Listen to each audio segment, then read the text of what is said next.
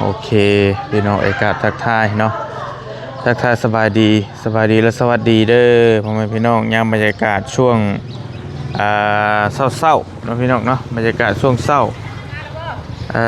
มาแล้วพอดีบอลี่ตื่นแต่เช้าในมื้อนี้ก็ได้ทางตูเมเพิ่นไปเอิ้นขวัญคือบอลี่ว่าหั่นแหละเพิ่นไปเอิ้นขวัญอยู่ประชาพี่น้องไอ้นอนแล้วก็มาแล้วพากันมาแล้วก็สิมาผูกคอต่อแขนให้ทางตูเมบัดนี้พี่น้องเอิ้นขวัญผูกคอต่อแขนนั่นแหละเพิ่นเป็นความเชื่อเพิ่นอยากเฮ็ดสันเฮ็ดแล้วสบายใจพี่น้องก็บ่มีหยังหลายดอกมีแต่มีญาติพี่น้องมาเล็กๆน้อยๆแล้วก็เอิ้นขวัญมาผูกคอต่อแขนกันแล้วก็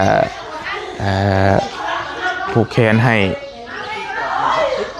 มันแล้วมันทั่วนะให้มันอยู่ดีมีแฮงตามความสบายใจเพิ่นแต่ว่าตามรักแล้วก็บ่ลี่ก็บ่ปานใดดอกเรื่องนี้แต่ว่าเพิ่นอยากเฮ็ดก็เอาบ่คีนเพิ่นพี่น้องนี่เนาะไปเดี๋ยวเข้าไปผูกแขนให้ตู้เมย์กันช่วงเช้าๆช่วง6 โมงปลายๆพี่น้องนี่เนาะผูกแขนให้ตู้เมย์กัน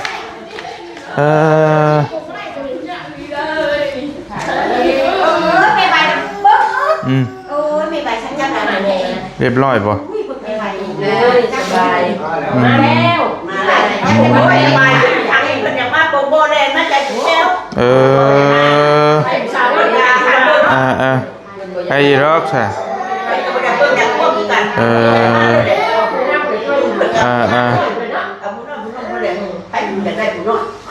ไปหน้าก็ลอยเล็กแปลกๆโอ้ยนะเดี๋ยวเจ้าคนนี้เนี่ยคนไม่ว่าเนี่ยเจ้าบอกไปมา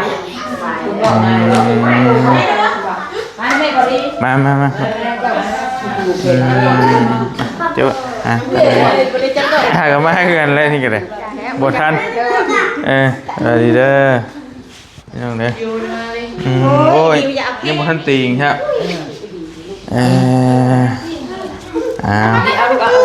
ตัวนี้ป่ะผูกขังเอามาเด้อแม่เด้อขวัญเจ้ามาอยู่เฮือนอยู่ซ่านแล้วบัดนี้เด้อ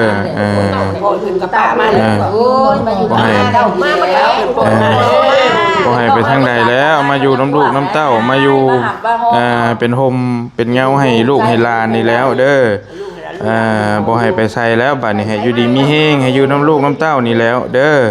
เบิ่งแยงลูกเต้าเป็นโฮมเป็นเงาโอ้ยสาธุง่ายอยู่เนาะไปปรุงเลยกันเซลมาดูเลยมาจับดูเลยจับคนหน่อยเลยถ้าไม่เดียวจับตัวเอิญอยู่ดูไม่รู้คุณบ่าวว่าให้แท้ตัวก็ถ่ายอยู่ดีเลยบ่ใส่กระโปรงไม่อยู่ตู้โอ้แล้วจับยังไงมาซื้อเลยมันตู้ว่ามันมีได้มันมาลืมใส่คนหน่อยสักหน่อยมาบึ้นสามารถได้ได้อยู่ได้เบิ้งค่าได้ขายนั่นเบิ้งเลยจะโบราณได้อยู่เบิ้งต้องเบิ้งยังไงนี่ตีนไว้ตีนไม่ได้งามคือเอาเข่าเนี่ยเบิ้งเอาใกล้ควันกันเอามันเข่าให้มันกำเท่ว่าคันนี่ผู้ชดมันจะกำดังมันนี่สดมันคิดว่ามันจะกว่าเนาะเราโซ่ไปนั่นแต่ว่าน้ำเวลาเป็นโซ่เงาผมงงเจ้าสมองบริจักว่าโกงเนาะสาวเรื่องเป็นผู้ไปนะอันคือห้องกับบริจักบอกไปบ้านเฮาคุณบอกจะสอนอยู่ไปว่าหน้าแม่เหมือนราคาเป็นไก่โตที่หน่อยดีอยู่ต้นตัวแรงตัวนั้นเนี่ยที่จะหาบริจักเนี่ยเดียวกันตัวแรงตัวนั่นนะหน้าแม่เหมือนเลยอยู่บ่เด้อ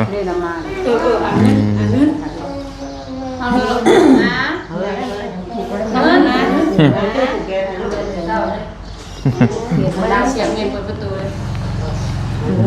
แหนใหญ่ไว้เนี่ยใหญ่ไว้เนี่ยทำเลยใหญ่ไว้เนี่ยเดี๋ยวนี้อีเจนี่จักรเลยพูดว่าใหญ่สั่งกันบัดอยู่หนักป้าก็หนัก ดารานี่ใหญ่กว่า อยู่นานกว่าดิ มาเอาผูกแขนพี่มาผูกในพี่มาผูกแขนให้ เสร็จงานนี่ยังตัดลูกล่ะ แล้วจังแก้วมีมันนวดนะ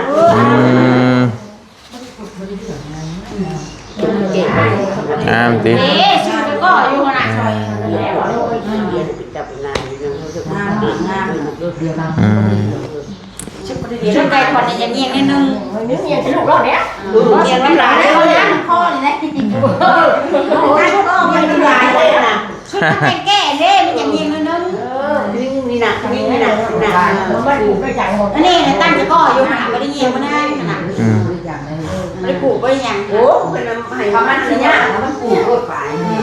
แบบนี้เขาไม่ได้โบไม่ได้ผูกไม่ได้งวมเลยน่ะคือเป็นเฮาอันไปผูกโบราณห้องกับใบเลยถูกมาใบนี่ คักอยู่เนาะงามอยู่เนาะ ที่ดูไม่ได้ผมจดดูนะพอแต่ตุ้งกันไปมูผูกกันเบอร์ ผูกแล้วผูก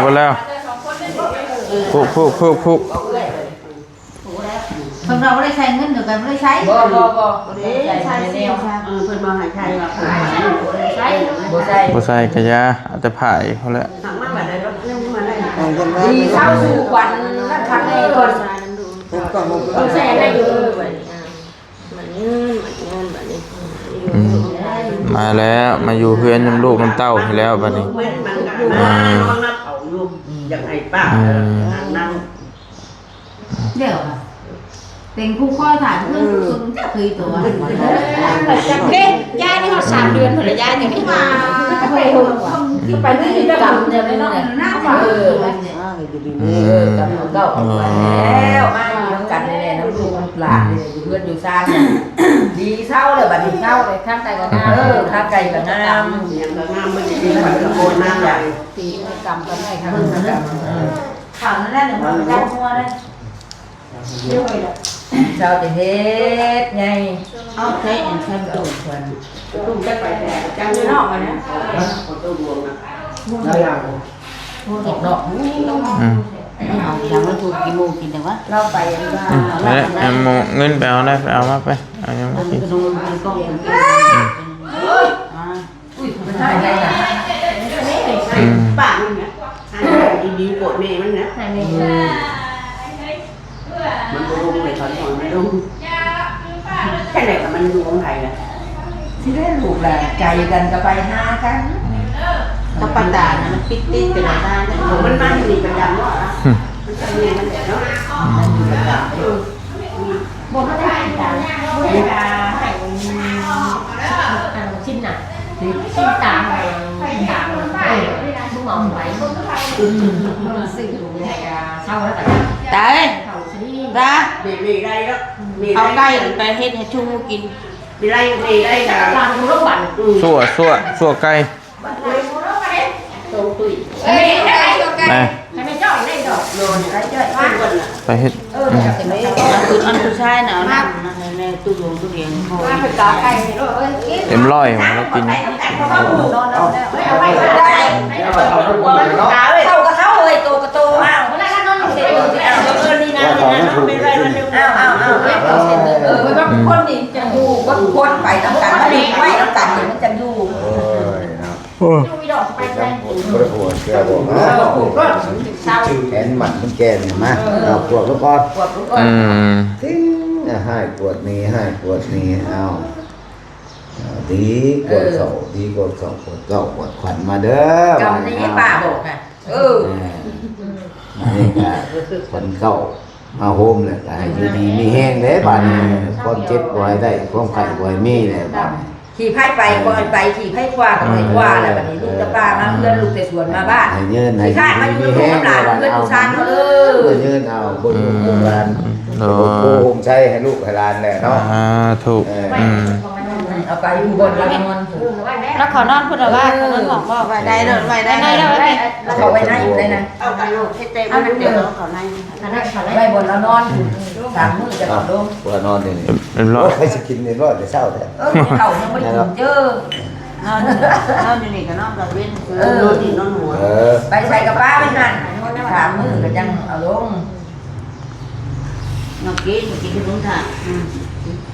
น้ำโออิชิโออิชาเด้เอามาเนี่ย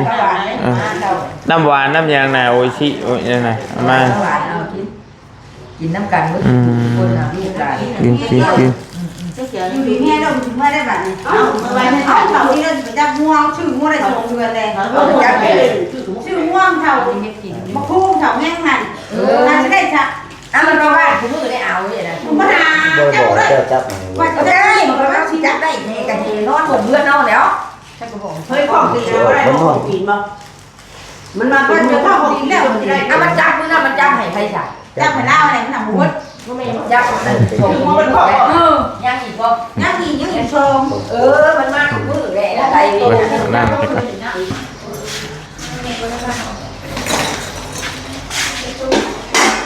กินข้าวไปโรงเรียนบ่ลูกไปโรงเรียนบ่ได้บอกว่า คำมั่งกินน้ำกันดิมันจู่กินนี่ดิ ไก่กัน อาหารเศร้า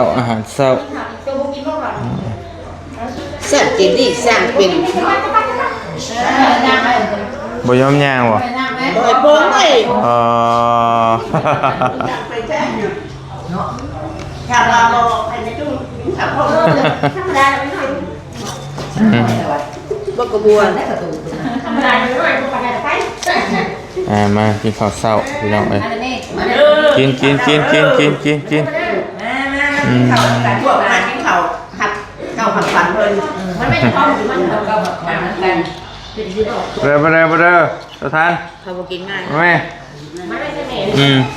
ข้าวกินข้าว มาเลยค่ะ เอา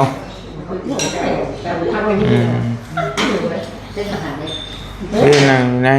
ท่านอยากบอกได้เลย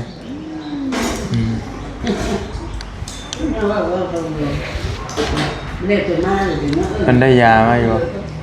มันให้ยาอยู่ อยากกินนะ มา ให้แล้ว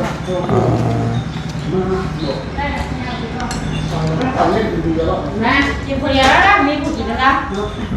ตู้แล้วก็บอกกินชะทางมาแม่กินข้าวละได้สมมุติเนี่ย ยาแล้วห้องเราเลื่อนเราพยากไปเลยกินดูว่าพยากนะ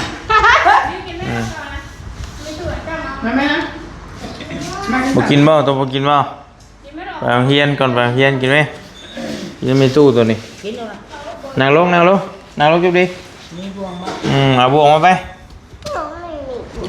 นั่งลงนี่นั่งลง น้ำบวงมันมีนะ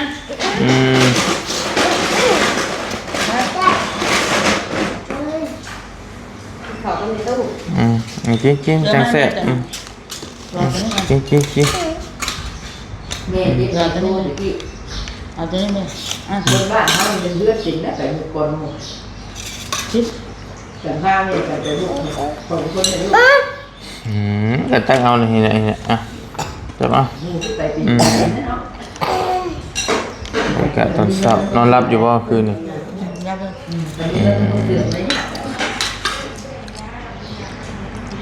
ได้อยู่แล้วว่าพอดบืนที่ได้อยู่แล้วเนาะเป็นมาบ่ไว้ก็ไปก่อนว่าโอเคก็อยู่อ่ะก็สิได้อยู่ดอกพี่น้องเหี่ยวยังอยู่แล้วว่าเหี่ยวอยู่บ่เอาทายให้เหี่ยวเลยก็ให้อยู่แล้วรุ่นมันตันจะลือมันมองออกเลยนะโอ้บ่อยแล้วตอนนี้สิอึดอัดนี่เราเหี่ยวเราขับถ่ายก็โอเคธรรมดาอยู่พอหมอพนัดปืนเศร้าพี่น้องต้องได้ไปปืนเศร้าส่งเศร้าไปฟอกอีกปืนนอนปืนเศร้าแมนคันดีเลยกับมานะคาร์โบมี่ยังกับมาฟอกข้าวหนึ่ง4 ชั่วโมงกันบุเมื่อยกันบุเป็นยังกับมาบุเป็นยังดอกเราเคยฟอกเลย3-4 เทื่อเลย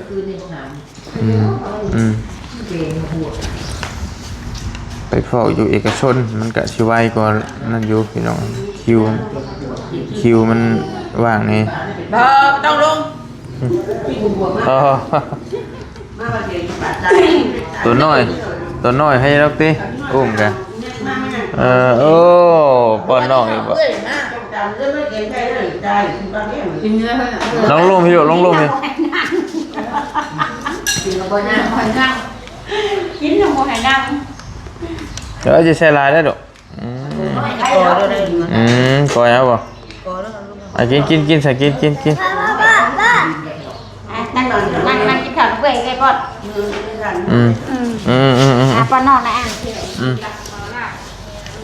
กินข้าวลูกกินข้าวจ้าว่าดอกตกกันนั่งดีกว่าเฮ้ยเมื่อยแล้วว่าพุ่มก็ได้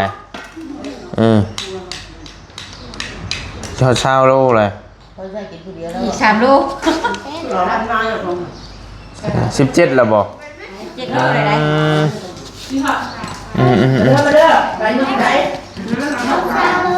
โตเช้าโลแล้วว่าโตน่ะ11 โลเลย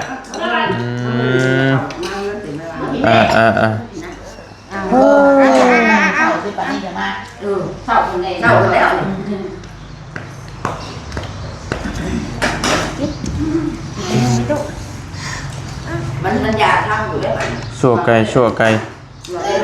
ได้อยู่กับเมียน่ะมันทำแล้ว วันยังวันนี้แม่นว่าแม่งคมโตอยู่บนประหัตมานี่เก่งแอควาวอย่างนี้เนาะเดือนยังเดือนยังเ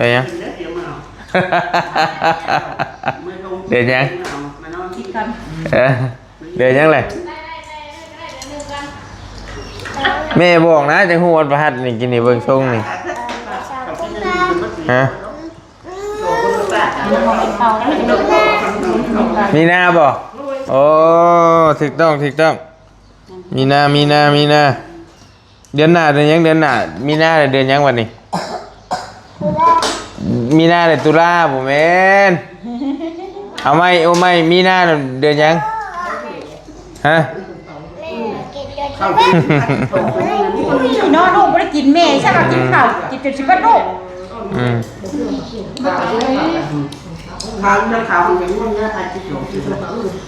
เลือดลงหัวนะเฮ้ยโอ้หมอนี่ให้เข่าติดแก้มเมื่อไรจะทันไม่ใช่ เขาเตี้ยเองเกี่ยวเขาเตี้ยเองเลยทำไมรถวงไงไม่ถูกว่าไงบ่จำได้ธรรมดาพอดีเกี่ยวกันแน่ ไปหน้าป่ะเอาจากหน้าเลยขึ้นอยู่แล้วน้องเฮือนแบบอิ่มเลยพวกอ่อนน่ะมันหนึ่งถึงเจ้าเล่นมันต้องคุณกับพี่กินโดยมันจะเปลี่ยนเอาเปลี่ยนน้ำเด้อ หมายไว้พวกโตสั่งปั๊มได้มั้ยกินน้ำนี่ป่ะเจอ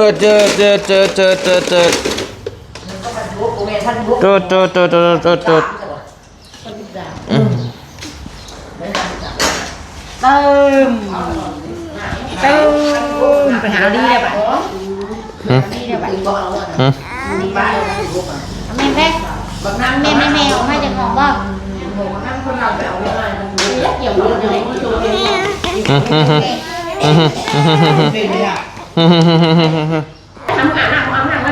พี่น้องเป็นนอนกินนม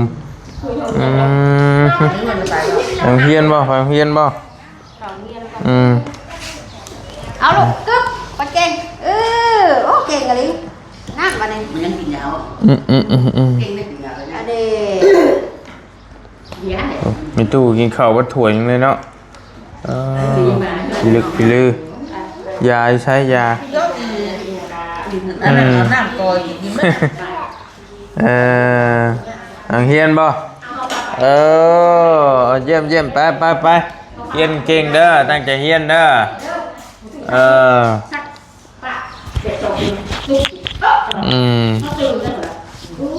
นี่ผู้ไปว่าผู้นี้ปีหน้าเนาะปีหน้าจังไปเนาะ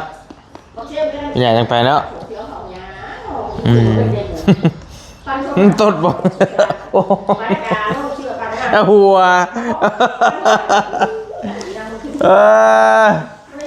โอ้น้อยนี่นี่ มันไม่เจอถ้าเข้าไปนะ ไปดิโน่โน่ก็ นะ ไปยังไง ไปดิโน่ก็จะวางตาเนี่ยเว้ยเนาะตาเลยไปตามันนี่ได้ตามันจะไปเนี่ยมาแต่เลยไปหน้าเลยไปตัวมีน่ากินมองว่ะไปซ่อมก้มเลยนี่ตาที่เวรไปรถเสียไปบอกไปเลยตาเลยมาเลยตาหนาวอะไรเลยไม่คนเลยใช่ป่ะเสียไปว่าก็ดอกตาดูสิแข็งแข็งเลยมันไม่เล็กตาจะไป เบิดแล้วพี่น้องกินข้าวลายอยู่เป็นถ้วยเบิดถ้วยหนึ่งพอดีเอาแล้วก็กินยาบาดนี่ล่มได้ลูกล่มได้ อยู่เพื่อนชื่ออย่างกับตลาด เอาไว้ขายลูกเอาไว้ขายเด้อจำมั่มพี่น้องไอ้เนาะ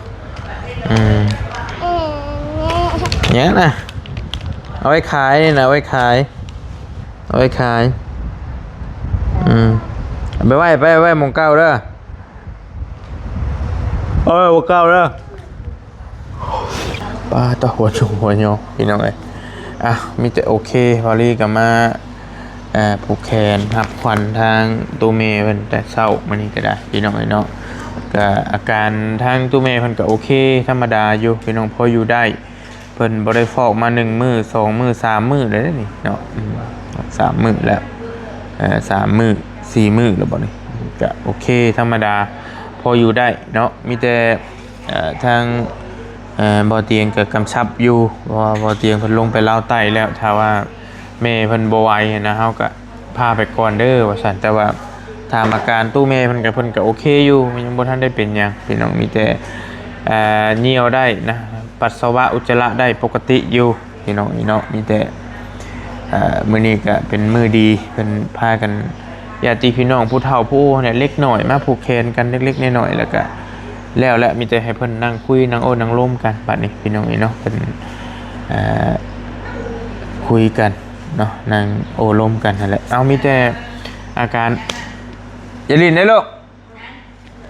เจนี่เอ้ยเจนี่ อ๋อเบิดแล้วเดี๋ยวเงินเห็นมาแล้วเดี๋ยวมีพริกน้ำเรียบร้อยบาทกินแสบตาเพื่อนแล้วพันเนตมีแต่บอลี่ขอตัวจบคลิปเป็นคลิปไปเพียงซ้ำนี้ก่อนพี่น้องอาการตู้เมย์มือที่2ที่3ที่เรามาอยู่เพื่อนก็ถือว่าโอเคขึ้นอยู่เนาะธรรมดาสามัญพี่น้องเนาะกินอิ่มนอนรับมีแต่ตามหมอไทยเพิ่นว่าแหละฟอกแล้วก็สิดีขึ้นเนาะดีขึ้นคือคนปกติว่าซั่นเนาะมีแต่บืนไปฟอกอีกช่วงเช้าว่าซั่นนะพี่น้องเนาะเจอกันพี่น้องขอบใจได้หลายนะพ่อแม่พี่น้องบัดทุกคนที่ส่งกำลังใจมาให้ทางตู้เมย์แล้วก็ทางครอบครัววอลลี่บัดทุกคนนะพี่น้องเนาะขอบใจได้หลายเด้อไปวอลลี่ขอตัวจบคลิปไปเพียงซ้ำนี้ก่อนติดตามเคสตู้เมย์ในตอนต่อไปบืนจังว่ากันเนาะสบายดีพี่น้องโดย